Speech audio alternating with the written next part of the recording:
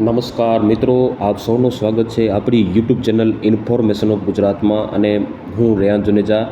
આજથી માવઠાનો પ્રારંભ જોવા મળી રહ્યો છે, મતલબ કે માવઠાની જે શરૂઆત છે એ જોવા મળી રહી છે. આજે રાત્રેથી વાત કરીએ તો આજે રાત્રે બનાસકાંઠા, સાબરકાંઠા અને જે રાજસ્થાન લાગુ જે બોર્ડરવાળા વિસ્તારો છે ગુજરાતના, પાકિસ્તાન સિંધ પ્રાંત બોર્ડરવાળા વિસ્તારો છે, ત્યાં રાત્રે બહુ એક્ટિવિટીઝ જોવા મળી અને ગાજવીજ કરા સાથે ધોધમાર વરસાદના સમાચાર મળી રહ્યા છે. અને આજે વહેલી સવારે અમદાવાદમાં પણ રીતસરનું ધોઈ નાખ્યું છે. બહુ ભારે વરસાદ જોવા મળ્યો છે. ચોમાસું આવી ગયું એવો માહોલ સર્જી દીધો હતો અને રીતસરનું જળબંબાકાર કરી નાખ્યું છે. અમારી પાસે વિડીયો આવશે અમદાવાદનો, તમારી સાથે શેર કરીશું. આ ચેનલ પર ઇન્ફોર્મેશન ગુજરાત પર મૂકીશું તો તમને પણ ખબર પડશે કે કેવો વરસાદ પડી રહ્યો છે. આજે વહેલી સવારે અમદાવાદને પણ રીતસરનું ધોઈ નાખ્યું છે. તો હવે આજથી સૌરાષ્ટ્ર અને કચ્છમાં પણ પ્રારંભ જોવા મળી શકે છે માવઠાનો. મધ્ય પૂર્વ ગુજરાતમાં પણ આજે સારામાં સારી એન્ટ્રી જોવા મળે એવી શક્યતા બપોર બાદ લાગી રહી છે. તો આજે બપોર બાદ કયા કયા વિસ્તારોમાં કેવી શક્યતા છે એ આપણે આ મેપના માધ્યમથી તમને જાણવા મળીશું.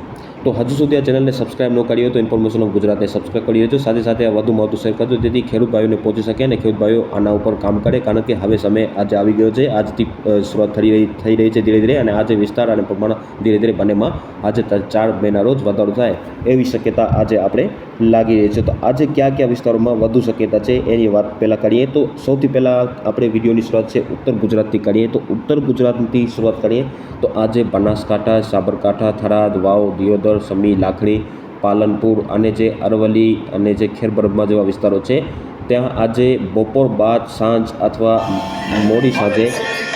મોડી સાંજે છૂટાછવાયા ઝાપટા, હળવો મધ્યમ તો ક્યાંક સારો વરસાદ જોવા મળે એવી શક્યતા લાગી રહી છે. અને એની સાથે સાથે કાળા પણ પડવાની શક્યતા છે, મતલબ કે બરફના ઢગલા પણ જોવા મળી શકે છે. અને ગાજવીજનું પ્રમાણ પણ અહીંયા આજે વધુ જોવા મળે શક્યતા છે. આજે ઉત્તર ગુજરાતમાં કાલથી પ્રમાણ વિસ્તાર બંનેમાં વધારો થાય એવી શક્યતા હાલ આપણે આજે લાગી રહી છે.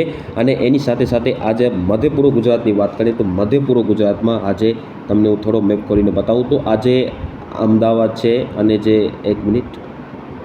અમદાવાદની આજે વાત કરીએ તો અમદાવાદ છે, મહેસાણા છે અને જે હિંમતનગર, વિરમગામ અને જે આ વિસ્તારો છે છૂટાછવાયા વિસ્તાર નડિયાદના અને જે આ વિસ્તારો છે ત્યાં આજે પણ બપોર બાદ એક્ટિવિટીઝ જોવા મળી શકે છે. સાંજ અથવા બપોર બાદ અથવા મોડી સાંજે અને અથવા રાત્રે એક્ટિવિટીઝ જોવા મળી શકે છે. અને ત્યાં ઝાપટાથી માંડી છૂટાછવાયા વિસ્તારોમાં હળવો મધ્યમ વરસાદ જોવા મળી શકે છે. અને એકલ દકલ વિસ્તારોમાં ભારે વરસાદ પણ જોવા મળે શક્યતા આજે આપણે લાગી રહી છે. મધ્ય પૂર્વ ગુજરાતમાં પણ સારામાં સારી એક્ટિવિટીઝ આજે શરૂઆત થઈ શકે છે. અને ગાજવીજનું પ્રમાણ છે થોડું વધારે છે, એટલે સાવચેત રહેવો અને થોડોક સાવધાન રહેવો, કારણ કે ખુલ્લામાં ન રહેવો. ખેડૂત ભાઈઓને અપીલ કરું છું કે ખુલ્લામાં ન રહેવો, કારણ કે ગાજવીજનું પ્રમાણ છે થોડું વધારે જોવા મળે એ શક્યતા આજે આપણે લાગી રહી છે.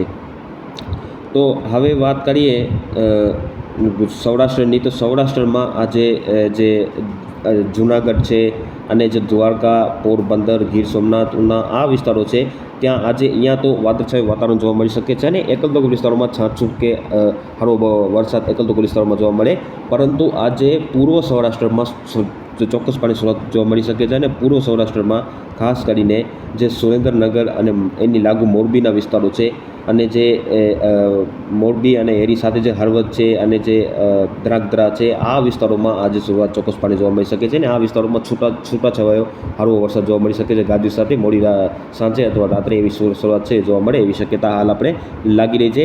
અને દક્ષિણ ગુજરાતની વાત કરીએ તો દક્ષિણ ગુજરાતમાં મધ્ય પૂર્વ ગુજરાતની વાત કરીએ તો પૂર્વ ગુજરાતમાં પણ જે દાહોદ અને જે એની આસપાસના વિસ્તારો છે ત્યાં પણ આજે શરૂઆત છે જોવા મળી શકે છે. ત્યાં પણ છૂટોછવાયો હળવો એકલ દોકલ વિસ્તારોમાં મધ્યમ વરસાદ અને કાળા સાથે પડી શકે છે. ગાજવીજનું પ્રમાણ વધુ રહેશે, પવન પણ થોડો સામાન્યથી વધુ રહે એવી શક્યતા હાલ આપણે લાગી રહી છે.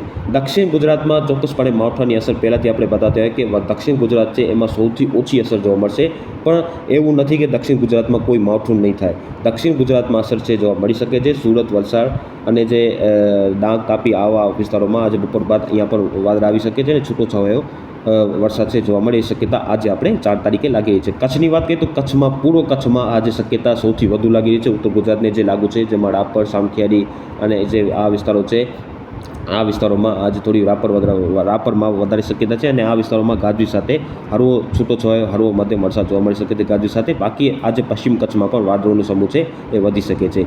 આ વિડીયોમાં બસ આટલું. મળીશું એક કાલી નવી આપણી સાથે. ધન્યવાદ.